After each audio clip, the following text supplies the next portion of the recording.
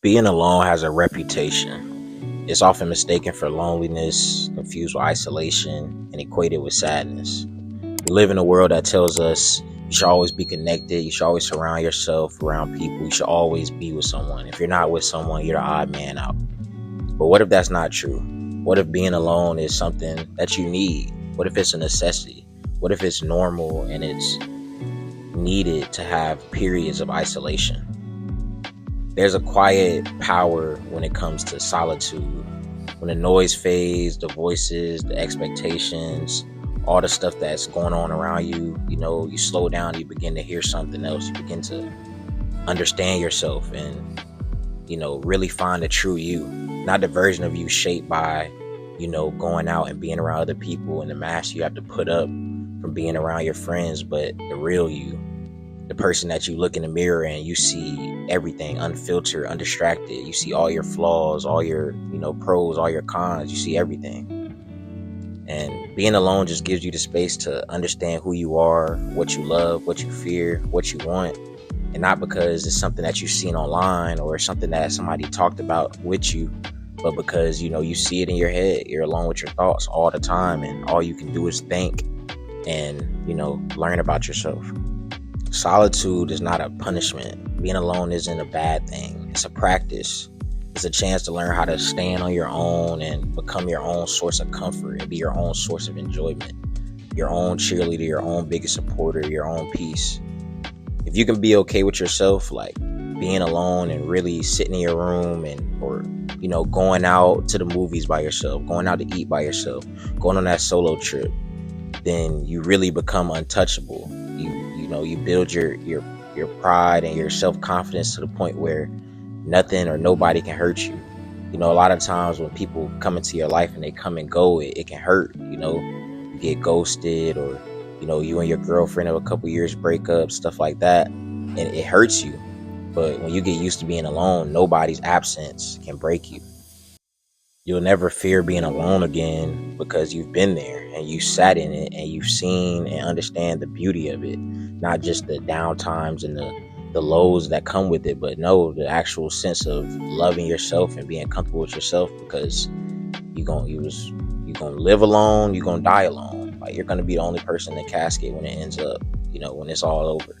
Like, the solitude, it teaches you patience. Like, it builds your resilience, it sharpens your thoughts. Like, it builds the foundation for something deeper than, other connection. Like, there's nothing more intimate and more deep than loving yourself and really being, around you and understanding yourself to where the point where I know if I drink this much amount of water, then, my face will clear up. I know if I eat that and I put that in my body, it'll probably, I'll probably have a little breakout, or, just understanding yourself. Like, it's so deep to where you can really, like, oh my gosh, like, I know what I will and what I can and cannot do, to where I can see the effects because I'm so in tune with my body and my mind. I know if I scroll too much or if I see that certain thing on Instagram, it'll trigger me to do this.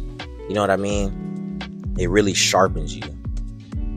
And it's sad because, growing up, when we watch the Disney movies and the TV shows, we're taught to chase love, to seek approval, to fill the silence. When you're growing up, if you don't got any friends or you're not with the group, you're the odd man out. Like, that's what they make you feel. But what if that silence and that being the odd man out, what if that's sacred? You know what I mean? Like, the most important relationship you'll ever have is the one with yourself. So why should you be shunned because your relationship is strong? You know what I mean?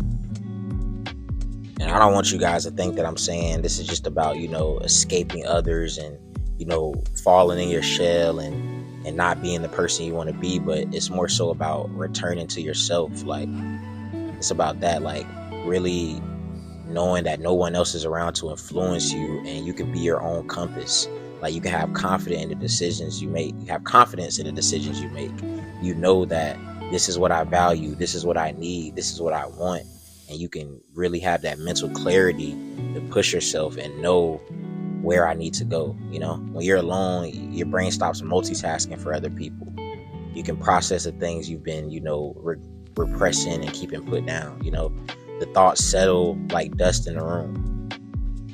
You got to learn to sit with your discomfort instead of running from it. and then you'll understand your reactions, and you'll understand, the way you act and the things you do without projecting it onto somebody else or without blaming other people. Like, no, this is how I work, this is how my gears turn. You know what I mean? You become more patient with yourself, more gentler with yourself. And that's what we start talking about, positive self-talk. You start really becoming your biggest supporter. Nothing can really knock you because it's nothing but you. You know what I mean? It's not any of these outside influences telling you or knocking down your creativity or, like regulating your emotions. You know what I mean? You don't got all this brain fuzz because it's just you, and you just explore yourself without judgment.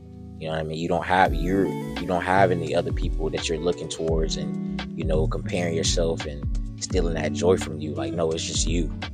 Like, it just builds up your self-reliance, and you become your own safe space. You're not waiting for somebody to come to save you. You're not waiting for somebody to come and fix you or validate that you look good or you feel good or you smell good or whatever. Like, it's on you. A lot of times, as people, as human beings, we all yearn for connection. So it could be like, you could be sitting in space where somebody will come eventually, or you're sitting around waiting for opportunities to come to you and people to come to you, and just things just fall out of thin air. And then that's when the years just pass by, and then you end up, and it's 5 years done passed, 8 years done passed, 10 years done passed, and you're still doing the same thing because you've been sitting around waiting. You know what I mean? You've been letting all these other people influence where you're going and what you're doing, instead of learning yourself and realizing that all I need is me. I don't need everybody else. I don't need somebody else. And it's funny because when you get to that point of, being comfortable with your isolation, you stop settling. You know what I mean? You stop just chasing people just to feel full. You stop staying in the wrong rooms just to avoid the silence. You raise your standards, and not just your standards, for a relationship or for, human connection, but just how the world treats you in general. You raise your standards in your job, in your fitness, your appearance, your mental, everything. Your quality of life is just raised because you know that you're full when you're the best version of yourself, not when somebody's around telling you the best version of yourself. You know what I mean? Like, being alone just teaches you that your value is not up for debate. It's not about who chose you. Who cares about who chose you? Who cares if that one thing fell off the hinges or it didn't work? Like, you choose yourself. Like, nobody can ever take that away from you. Like, you're you at the end of the day. Like, and you're comfortable being you. Like, in a sense of like, well, everybody be saying like you're the prize because you're your own prize. Like, nothing can take that away. Like, you are you. You know what I mean? Like, nothing can take you away from you. Like, and that's the real freedom, when nobody or nothing can knock you down or knock down how you feel about yourself, how you feel about the world, your standards. Like, you'll never settle. Like, I always tell people, like, I'd rather just, you know what I mean? Like, I'd rather people just stay single until you stay single for the rest of your life than settle and be in a relationship or be in a career or do something that you just hate to do. Like, I don't even think that's living life. Like, I think you'll be better off just not doing anything at all than, settling and just being something where you're never going to be happy. But I just want to make this video because I just want you guys to know, like, if you find yourself in a season of solitude, you just feel like it's just being called back to you, like, don't rush to escape it. You know what I mean? Like, stay a while, really embrace that space, listen to the quiet, listen to the thoughts, filter out your thoughts, make your brain clearer, and let it shape you, and so you can become the best version of yourself. Because sometimes being alone isn't the gap between, like, you know what I mean, between you and the person you want. It's more so like, it's the bridge, it's the process that you got to go through to get to the things you want to do. Like, you have to go through that season to become the better man or woman you want to be, to become in a better relationship, to get the better job. Like, you got to put your head down and grind, for lack of a better word. It's like, that's really what this world comes down to. You have to really lock in and put it all into what you want to become. And that comes with being alone sometimes, because you can't have any distractions. But yeah, bro, it's been your boy, Not My Forte. I appreciate all the love, and I'm out, bro. Peace.